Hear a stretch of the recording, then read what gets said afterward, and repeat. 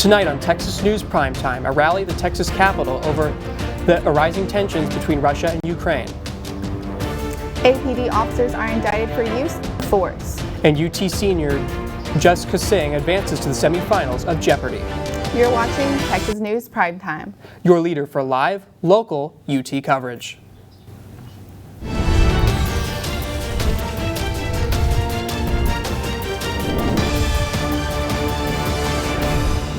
Good evening and welcome to Texas News Primetime for Monday, February 21st. I'm Kevin Myers. And I'm Madeline Lambert. Thank you so much for joining us tonight. Last Saturday, a rally took place at the Texas State Capitol. The rally was organized due to escalating tensions at the Russia and Ukraine border point that led to violent conflict.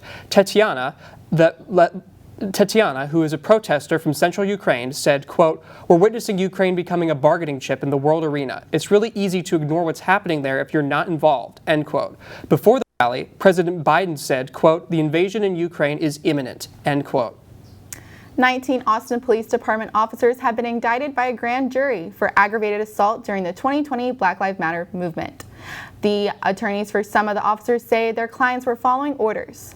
One of the officers indicted is also running for U.S. House in Texas' 19th District. Austin Police Chief Joseph Chacon and the city manager Spencer Kronk said they do not believe the officers should face charges.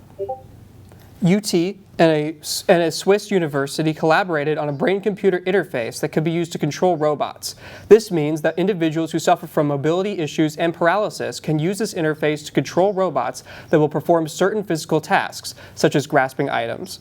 Professor Odebia, head of the Swiss University's Engineering Learning Systems Laboratory, says assistance from robots could help these people recover from some of their lost dexterity, since the robots can execute tasks in their place.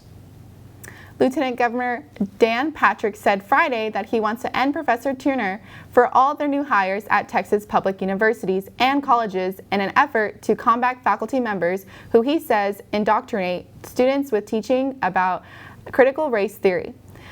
Patrick's position overseeing the Senate allows him to drive the state's legislative agenda. His announcements may cause the next major fight at the next major fight at Texas Capitol over how college students will learn about the history or race and racism in the United States. Faculty members warned that the proposal is likely to impose major challenges for the universities to recruit and retain researchers and scholars from across the country. UT President Jay Hartzell has remained quiet on the issue as of yesterday. The UT Facility Council passed a resolution supporting professors' freedom to teach controversial topics. The resolution says that educators should make decisions about course content, not politicians. This comes after legislation in Texas and across the country takes aim at the so-called critical race theory. The resolution also calls on President Jay Hartzell and Provost Sharon Wood to support the faculty's freedom about race, gender, and social justice. The state of Texas and several counties are set to receive another over $1 billion from a settlement with 3 large pharmaceutical companies for their role in the ongoing opioid crisis. This settlement follows 2 other settlements with drug companies last year. The money will go towards opioid treatment, prevention, and education for the next 18 years. The companies still deny any wrongdoing. Early voting for the Texas primaries is wrapping up this week on Friday, the 25th. While polls have been open for about a week and a half, in a poll by the Texas Tribune, quote, 2.7% of the 7.2 million registered voters, end quote, have shown up to actually vote in the primaries. Young people have been known to have their lowest voter turnout out of all age groups. But due to such a high voter turnout in the 2018 Senate election between Cruz and O'Rourke, Texans were feeling optimistic about this important election in November, considering O'Rourke is also on the ballots for this election season. People are wondering where all the young enthusiasm from the 2018 election is. Remember, Longhorns, if you are registered to vote in Travis County, you can vote on campus at the FAC or PCL. You can also register to vote or check your registration status at votetexas.gov. Cap Metro announced that they have expected to be fully staffed by August. Staffing shortages have created headaches for Cap Metro and students. As buses have been delayed or outright canceled this past week, students living in Riverside neighborhoods waited for over an hour for a shuttle that normally runs every 15 minutes. Cap Metro says that there are about 60 new drivers in training who will help improve service once their training is finished. By any chance, have you seen a 50-foot Texas parade flag?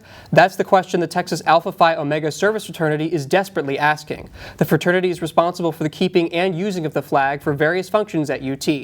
One of the co-flag coordinators, Raul Deleon, realized the flag had been stolen when he unlocked when the latch on his truck unlocked. When he peered into his truck to look for the green duffel bag that contained the flag, it was nowhere to be seen.